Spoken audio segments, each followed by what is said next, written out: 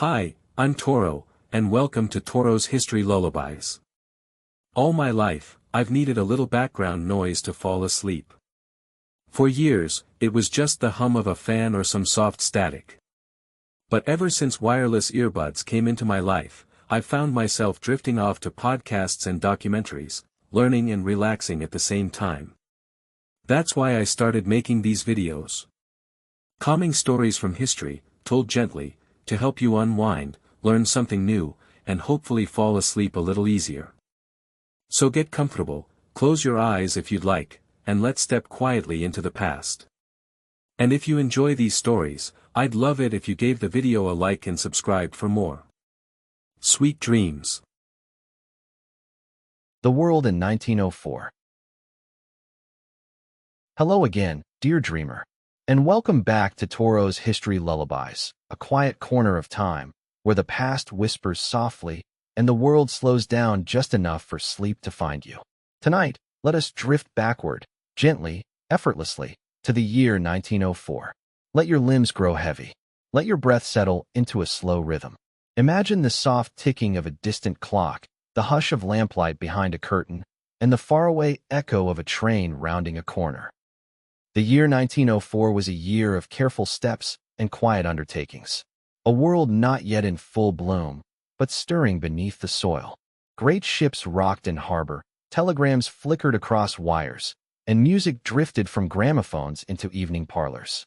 It was a year of wonder without hurry, of promises forming in the mist. So close your eyes, and let us journey softly now into the delicate fabric of time, to the slow-turning world of 1904. World events across the globe, 1904 unfolded with the rhythm of a slow waltz. Changes were taking shape, quietly weaving themselves into history, as diplomacy, conflict, and vision danced through halls and harbors. In the East, tension between Russia and Japan had grown for years, each step a cautious shuffle along invisible lines. And in February, the quiet gave way. The Russo-Japanese War began not with a scream, but a murmur. A naval encounter near Port Arthur, where the ships rocked gently in icy water as distant guns thundered low over the sea. It was the first modern war between major powers in Asia, yet for many across the world, its news arrived as cool telegrams, distant and grainy. In Western Europe, something more peaceful blossomed. With pen and paper and soft-spoken envoys, France and Britain signed the Entente Cordiale. This cordial understanding ended centuries of colonial rivalry and laid the foundations for modern European alliances. There was no parade, no bright banner, just the quiet sound of ink meeting parchment and a sigh of old tension exhaled. On the other side of the Atlantic, a project of extraordinary ambition was unfolding. The United States formally assumed control of the Panama Canal Zone, a slender stretch of steaming jungle and shifting soil. There, amid birdsong and dense vegetation, a dream was being carved through the continent, a passage between oceans, where ships would someday glide from sea to sea under the tropical sun. In the northern lands of Scandinavia, Norway and Sweden coexisted under one crown, but just barely. That year, Norway began taking steps towards self-rule, quietly asserting autonomy in matters once shared. The soft tension of sovereignty stirred in Oslo's air, but for now, it remained a whisper. Meanwhile, in bustling New York City, ground was broken for something beneath the ground, a network of tunnels, rails, and iron promise. The New York City subway was under construction, its purpose clear, to ferry dreams and workers beneath the beating heart of the city. And on the seas, a ship of legend stirred. The RMS Lusitania was launched from the shipyards of Liverpool, a floating palace soon to become a symbol of speed and modernity. For now, she was just steel and potential. A marvel sleeping in the dry dock, waiting for the Atlantic to call her name. Thus the world of 1904 moved, not with fury, but with purpose. Quiet hands building, planning, forging a future gently rising from the past. Daily life around the world, though history often remembers the banners and battles, it is the slow, repetitive poetry of everyday life that carries a year forward, like a boat on a quiet river. In Paris, the day began with scent and sound. The baker's door creaked open before dawn, and the aroma of warm croissants spilled into narrow alleys. Cafe chairs lined up like quiet soldiers, awaiting their patrons. Women in corseted dresses, men in bowler hats reading the paper with murmured sighs. Horse-drawn carriages clattered softly on cobbled stones, while market stalls brimmed with figs, cheeses, and folded linens. Across the continent in St. Petersburg, citizens of the Russian Empire felt the long, cold tail of winter.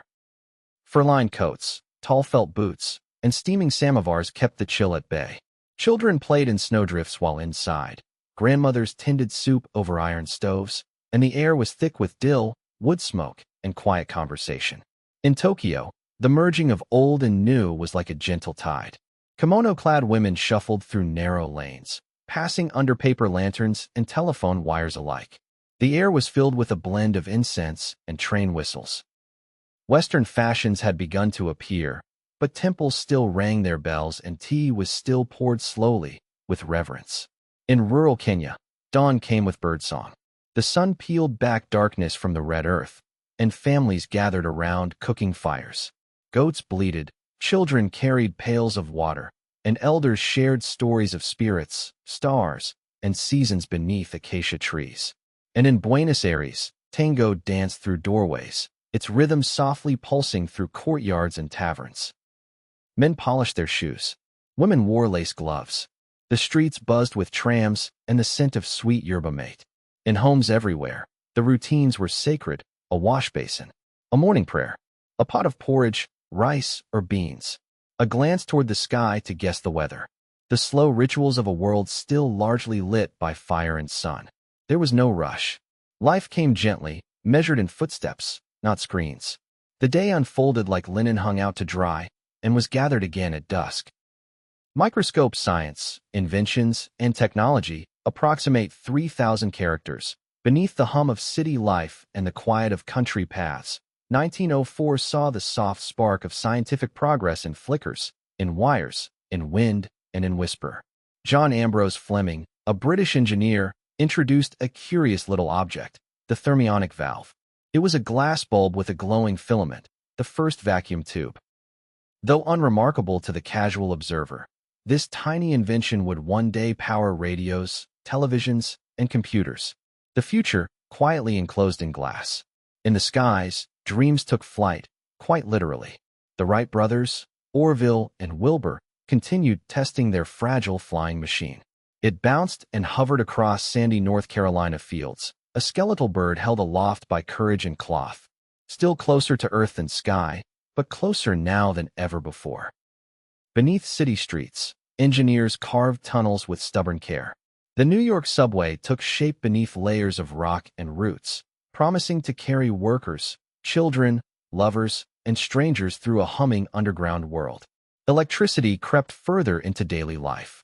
Electric irons began to replace stove-heated metal blocks. Light bulbs hummed in wealthier homes, and the telephone, still strange to many, connected more voices across the wires. In the realm of medicine, X-rays slowly transformed diagnostics. Doctors marveled at the ability to see beneath skin and bone, while chemists dabbled in serums and new tonics, some helpful, some mysterious. And at a more domestic scale, even the humble zipper and safety razor began appearing in catalogs and shops. Tiny shifts, barely noticed. Yet history often turns on such small hinges. 1904 was not the age of rockets, but of glimmers, gears, and glowing filaments. A quiet revolution, unfolding at the pace of curiosity. Culture and the arts as railways and wires spread across the earth, so too did art, music, and the stories that softened the world's sharp edges. In St. Louis, the Louisiana Purchase Exposition, better known as the 1904 World's Fair, welcomed millions.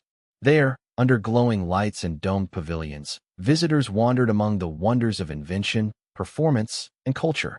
It was a soft dream made real. Ice cream cones handed out beside ivory sculptures, brass bands playing beneath electric chandeliers, and cultures presented in wide, romantic swaths. For some, it was their first encounter with the wider world, and it dazzled in a gentle, curated shimmer. In the parlors of Europe, Gustav Mahler's symphonies resonated with aching beauty. His Fifth Symphony, moody and tender, rippled through the camelot air of Vienna. Each note lingered like perfume, pulling the heart into places it didn't know it could go. Elsewhere in literature, a young writer named James Joyce quietly prepared his first collection of stories, capturing the ordinary and extraordinary lives of Dubliners. Although Dubliners would not be published until later, its seeds were sown in the notebooks and observations of this year, the city's sighs and silences pressed between pages.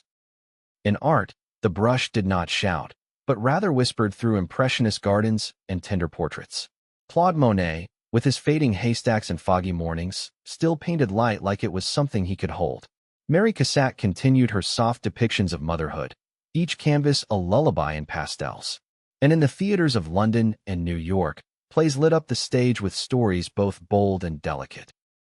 The works of George Bernard Shaw and Henrik Ibsen provoked reflection, while musicals and vaudeville acts brought laughter and light. Music boxes tinkled in children's rooms. Poems were shared by candlelight. And in small bookshops and salons, culture flowed slowly, like ink in a fine pen.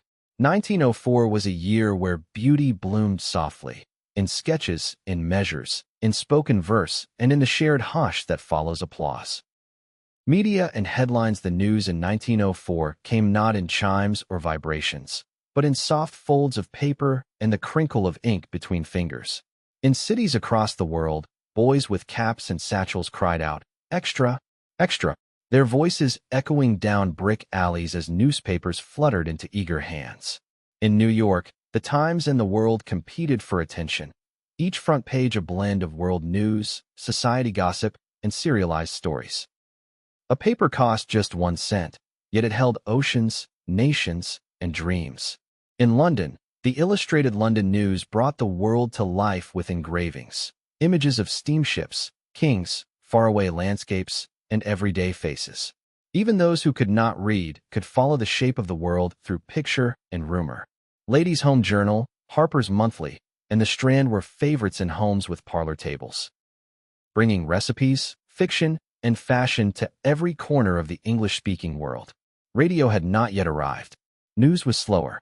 It came with smudged fingertips, read aloud over tea, or posted on walls at railway stations, where travelers paused for a moment of connection before returning to their journeys.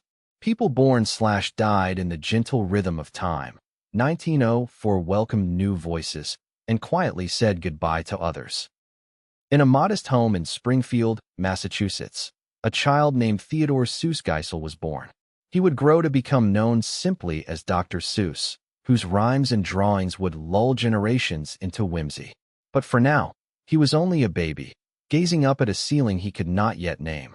In Bristol, England, another child arrived, Archibald Leach, who would one day become Cary Grant, the silver-tongued icon of old Hollywood. In 1904, though he was cradled in cloth, his future but a flicker in the eye of time.